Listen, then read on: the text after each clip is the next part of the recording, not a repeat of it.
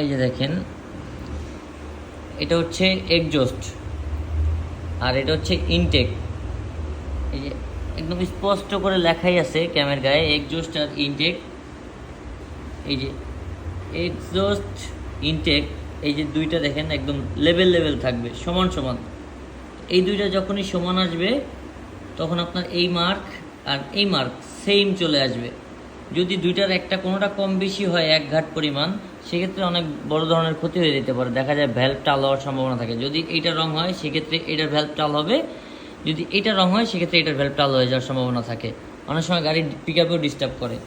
এই যে দেখেন আমাদের এই যে ম্যাগনেটের একদম টি মার্কের সাথে একদম হেডের সাথে অ্যাকুরেট টাইমিং দেওয়া আছে।